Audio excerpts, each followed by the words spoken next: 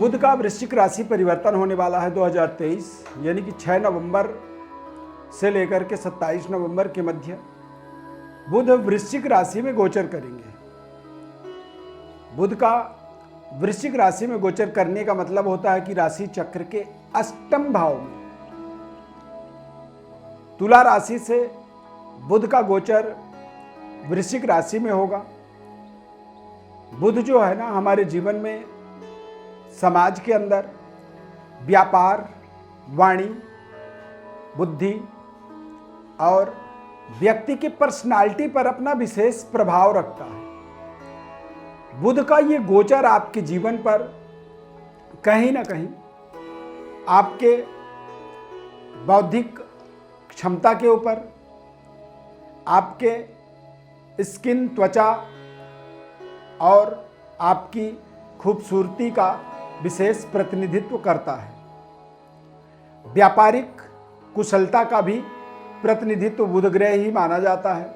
और बुध ग्रह जब व्यक्ति के जीवन में सकारात्मक होता है तो उसे वाणी के द्वारा जीवन में विशेष सम्मान की प्राप्ति होती है। वाक सिद्धि कह सकते हैं, बुध ग्रह के माध्यम से हमें प्राप्त होता है।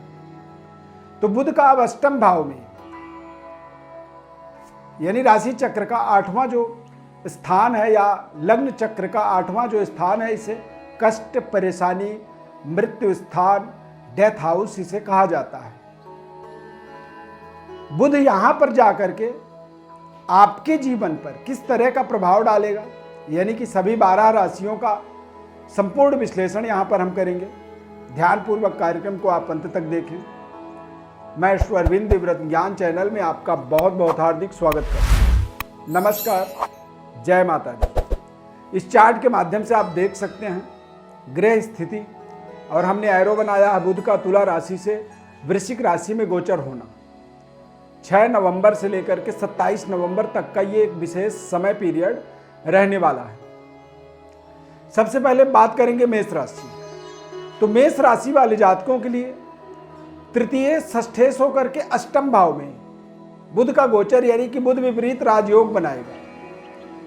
विपरीत राजयोग का मतलब होता है कि अचानक आपके बिगड़ते हुए व्यवस्थाओं के अंदर आपको सुधार,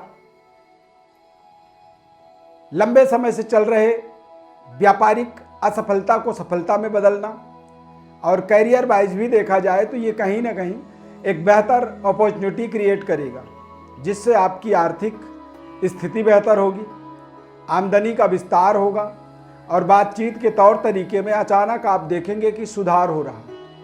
बौद्धिक क्षमता आपकी स्थिरता की ओर आगे बढ़ेगा।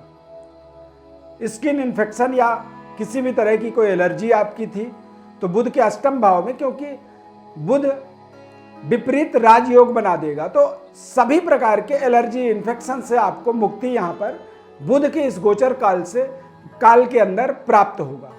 वृषभ राशि। वृषभ राशि वाले जातकों के लिए बुध का गोचर सप्तम भाव में।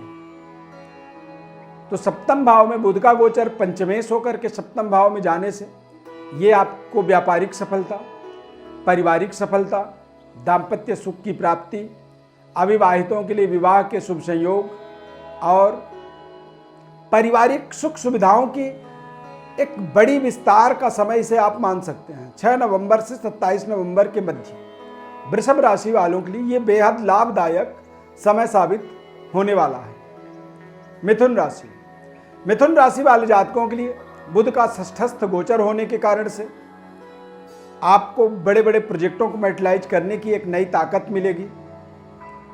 इस समय अवधि में आप देखेंगे कि कुछ आप कर्ज ले सकते हैं। जीवन के बड़े मकसदों को, बड़े कार्यों को संपन्न करने के लिए, बड़े कार्यों को मैटेरियलाइज करने के लिए आपको बड़े कर्जे इत्यादि जो लंबे समय से आप ढूंढ रहे थे वो यहां पर प्राप्त हो सकती है। और पद प्रतिष्ठा का भी एक बड़ा विस्तार यहां पर आप देख सकते हैं। कुछ नई पद पोजीशन की प्राप्ति हो सकती है। बड़े प्रमोशन की प्राप्ति के लिए भी आप इस समय को निर्धारित कर सकते हैं। छठे भाव के अंदर बुध का गोचर होने के कारण से थोड़े से योजनाओं को आपको सीक्रेट रखना पड़ेगा, गोपनीय रखना पड़ेगा। मित्र भी शत्रुवत व्यवहार कर सकते हैं, इस बात का आपको ध्यान रखना होगा। और कुछ खान पान में आपको सुधार करना होगा, लेकिन नहीं करते हैं तो उससे आपको कुछ इन्फेक्शन एलर्जी की बढ़ावा आप यहाँ पर होता हुआ देखेंगे। कर्क राशि, कर्क राशि वाले जातकों के लिए बुध का गोचर पंचम भाव में होना, तृतीय पंचम भाव में जब गोचर करता है तो ऐसे समय में व्यक्ति के पराक्रम में विस्तार होता है। बुध का मूल त्रिकोण स्थान पर गोचर होने के कारण से लाभ के स्वामी, पराक्रम के स्वामी होकर के लाभ स्थान पर पूर्ण दृष्टि डालेंगे तो निश्चित रूप से आप कुछ हार्ड वर्क करेंगे, कुछ कठिन परिश्रम मेहनत जो कर रहे थे उसका आपको बड़ा परिणाम यहाँ पर प्राप्त हो सकता है। आपको कोशिश करना है कि किसी भी बड़ी इन्वेस्टमेंट पर बहुत सोच समझ करके निर्णय लेना होगा। ये समय ऐसा है कि यदि इस समय में कोई बड़ी इन्वेस्टमेंट बिना सोचे समझे करते हैं तो उससे आपको बड़ा नुकसान भी हो सकता है, इस बात का आपको ध्यान रखना होगा। सिंह राशि, सिंह राशि वाले जातकों के लिए बुध का गोचर चतुर्थ भाव में, द्वितीय होकर के चतुर्थ भाव में जब बुध का गोचर होगा तो निश्चित रूप से पारिवारिक जिम्मेदारियां आपकी बढ़ेंगी। धन को लेकर के थोड़े से तनाव बढ़ा सकता है और भूमि, भवन, वाहन और बैंक बैलेंस से संबंधित कुछ अचानक आपको बड़े निर्णय लेने के अवसर बनेंगे, लेकिन सोच समझ करके आपको निर्णय करना चाहिए, अन्यथा ऐसे समय में किए गए निर्णय आपके लिए थोड़े से कष्टकारक हो सकते हैं।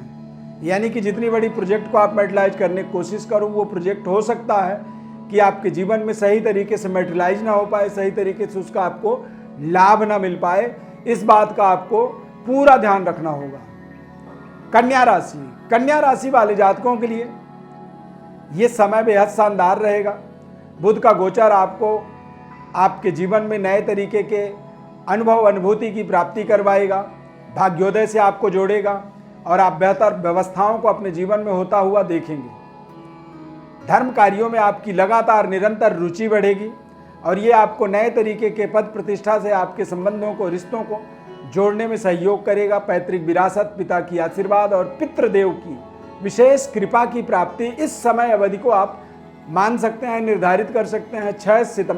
6 नवंबर से 27 नवंबर के मध्य का समय रहेगा। तुला राशि, तुला राशि वाले जातकों के लिए बुध का द्वितीय भाव में गोचर होना, भाग्य का स्वामी द्वितीयस्थ जब गोचर करेंगे तो निश्चित रूप से परिवार के प्रति आपकी थोड़ी सी जिम्मेदारी बढ़ेगी। धन को लेकर के थोड़े से तनाव आपके बढ़ेंगे और परिवार के अंदर कुछ नए तरीके के कार्यों का एक तरह से निर्धारण होना जो आपको नई जिम्मेदारी देगा।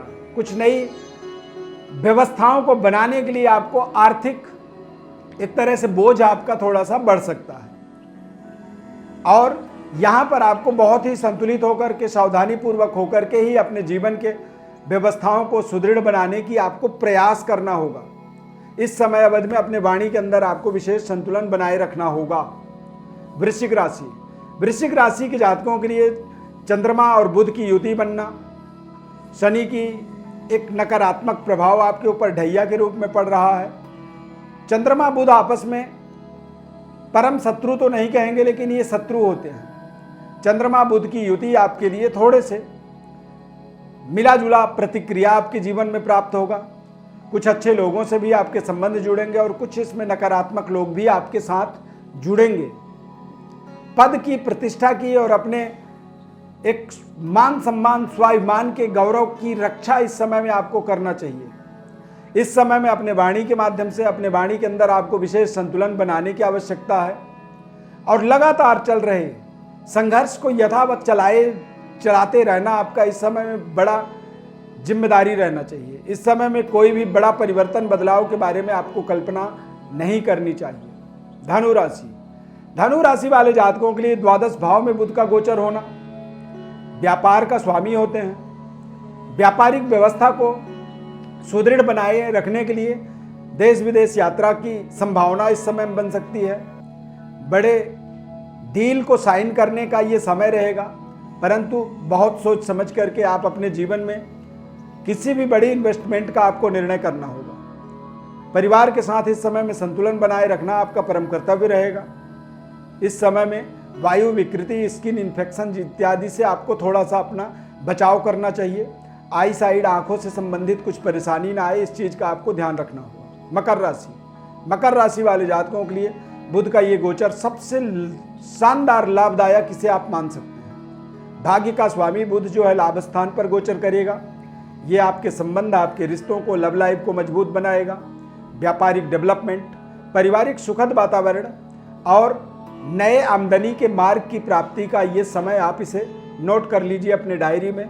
6 नवंबर से 27 नवंबर तक ये रहेगा।